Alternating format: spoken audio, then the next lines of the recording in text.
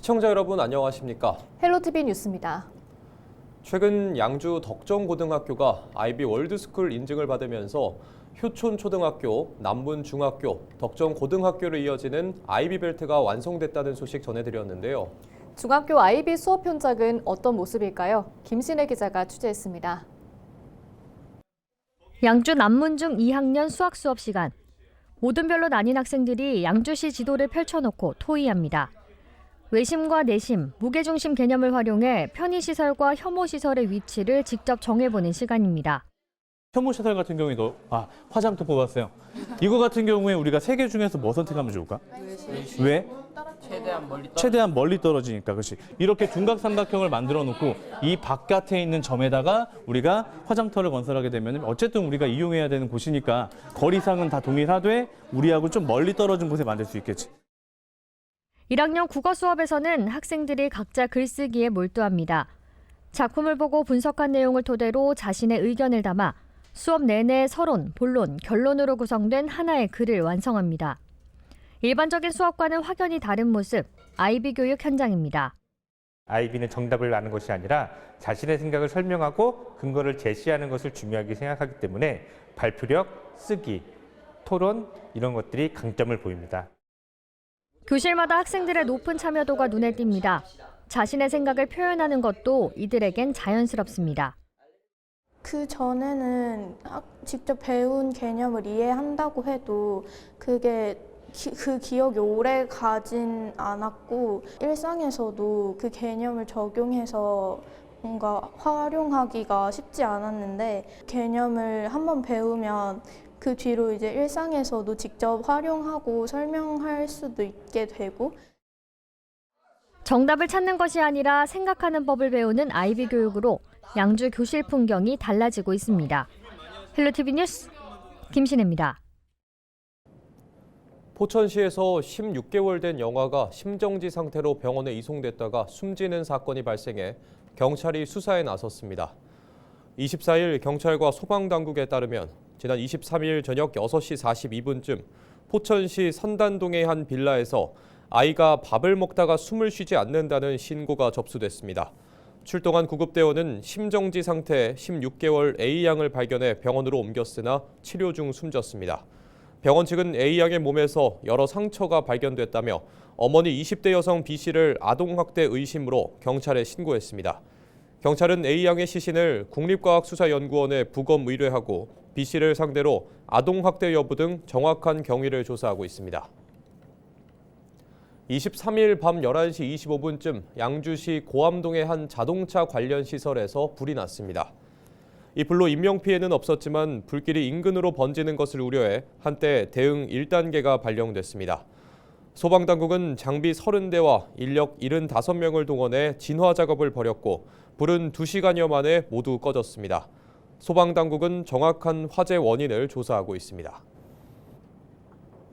의정부 음악도서관이 2025년 도서관 협력 유공시상식에서 국립중앙도서관장상을 받았습니다. 국립중앙도서관은 전국 도서관의 지속가능한 협력체계 구축을 위해 매년 협력 유공시상을 하고 있는데요. 다양한 협력 활동을 통해 도서관 발전과 이용자 서비스 향상에 기여한 개인 및 단체를 선정하고 있습니다. 의정부 음악도서관은 음악 전문 자료 공동 활용과 지역 도서관과 협업 네트워크 운영 등에서 높은 평가를 받았는데요. 특히 음악인과 시민을 잇는 지역문화 허브로서 활약한 공로를 인정받았습니다. 포천시는 복지 사각지대를 해소하고 안정적인 복지 재원 마련을 위해 행복을 더하는 기부, 기부로 바꾸는 포천을 주제로 희망 2016 나눔 캠페인 포천시 이웃돕기 방송모금 행사를 개최합니다.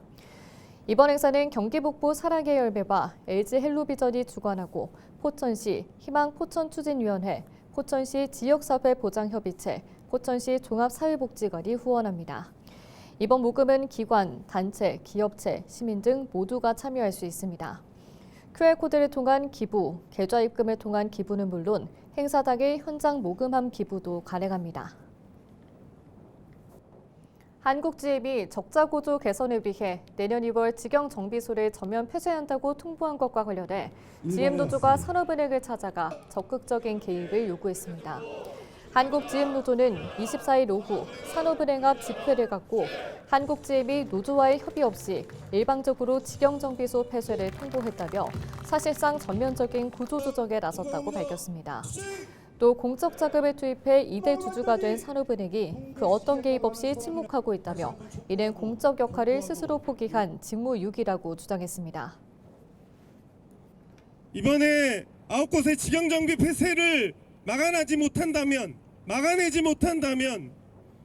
다음은 어디겠습니까? 다음은 부평이 될지 창원이 될지. 한국지엠노조는 지난 20일 대통령실에도 서한문을 보내 직영정비 폐쇄는 철수를 위한 포석이라며 진행을 막아달라고 요청했습니다. 성희롱 발언으로 검찰에 기소된 양우식 경기도의회 운영위원장의 행정사무감사 주재에 반대하며 비서실과 보좌기관의 행감 불출석 이후 이번에는 경기도의회가 경기도 복지 예산을 두고 갈등을 빚고 있습니다. 경기도의회 국민의힘은 상임위원회에서 예산 심사는 하지만 의결은 불참하기로 했습니다. 도의원들의 의결 불참과 비서실의 행감 불참이라는 경기도의회 사상 초유의 사태가 발생할 것으로 예상됩니다. 김소영 기자의 보도입니다. 경기도의회 국민의힘이 지난 21일 도의회에서 경기도 규탄 기자회견을 열었습니다. 이들은 이재명표 알박기 예산으로 점철된 2026년도 경기도 본 예산안을 원점에서 재검토해야 한다라고 밝혔습니다. 백현종 대표의원은 이날 전현직 도지사들 탓에 경기도는 이제 빚잔치를 앞두고 있다라며 빚내서 빚을 갚는 악순환이 시작됐다고 주장했습니다.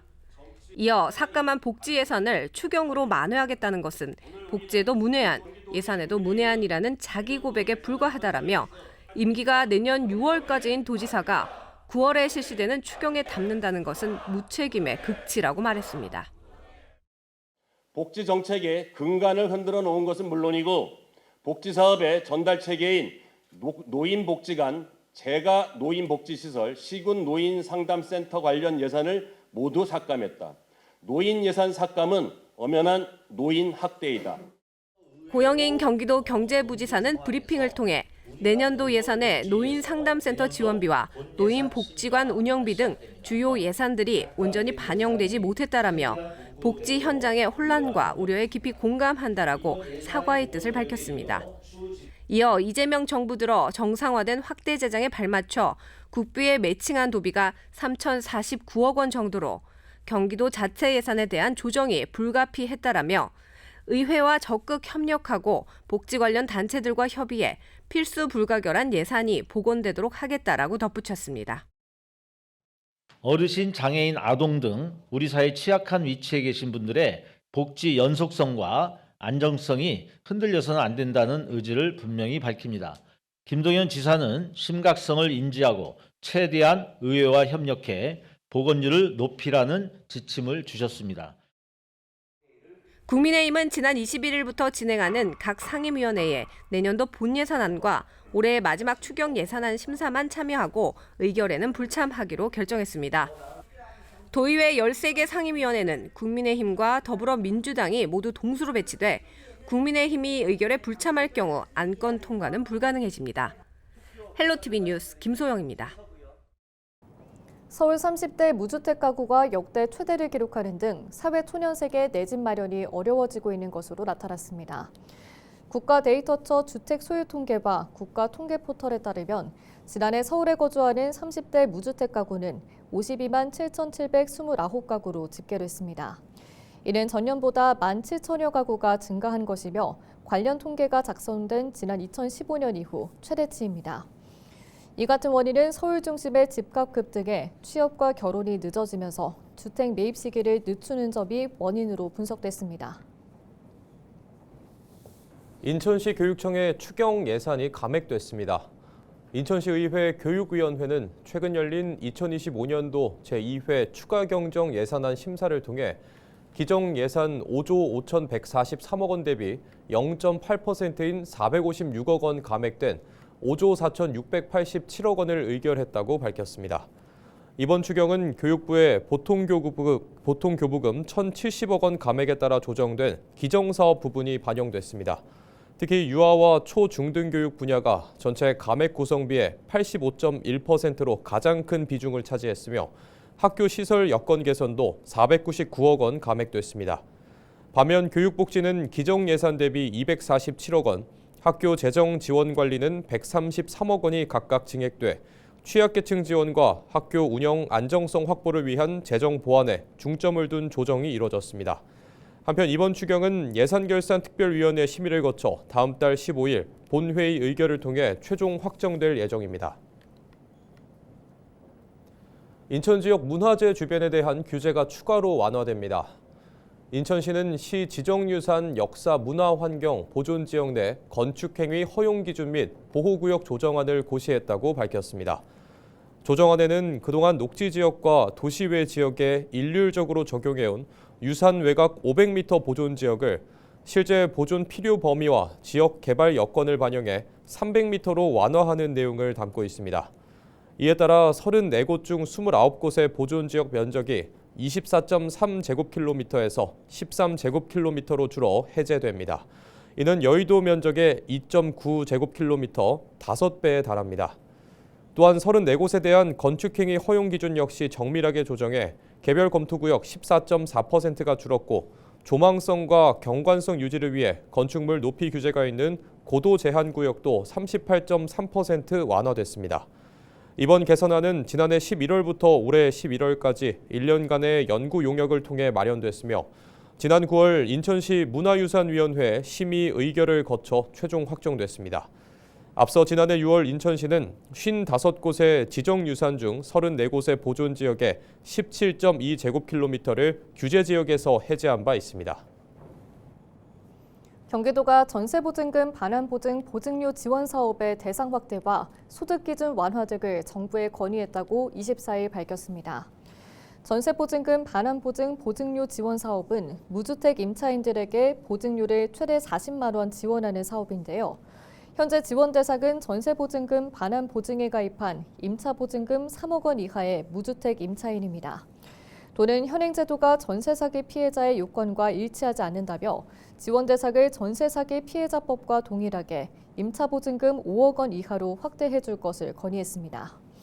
이어 지원 대상 소득 기준도 낮아 실질적인 수혜 대상이 적다고 지적하며 보증료 지원 금액을 기존 40만 원에서 50만 원으로 확대하고 지원 대상 소득 기준도 상향 조정해야 한다고 요청했습니다. 경기도교육청이 교육 전문 직원 96명을 선발했습니다. 분야별로는 일반 전역이 92명, 임기제 전역이 4명입니다. 도교육청은 선발 과정에서 기존 지필평가를 전면 폐지하고 포트폴리오 평가, 동료 평가, 교육지원청 추천 전형처럼 지원자의 경험과 역량을 검증하는 방식을 처음 도입했습니다. 최종 합격자 96명은 내년 1월 직무 연수를 거쳐 3월부터 순차적으로 교육 현장에 배치될 예정입니다. 경기도교육청이 12월 권역별 대입 진학 설명회를 진행합니다.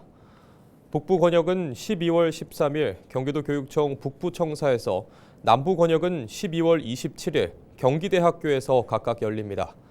도내 고등학교 1, 2학년 학생과 학부모, 학교 밖 청소년이라면 누구나 온라인 사전 신청을 통해 설명회에 참여할 수 있습니다.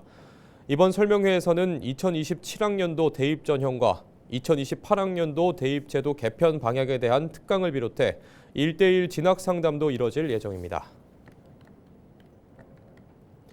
인천시가 12월 한 달간 인천사랑 상품권인 이음카드 구매 한도를 늘리는 복드림 이벤트를 진행합니다.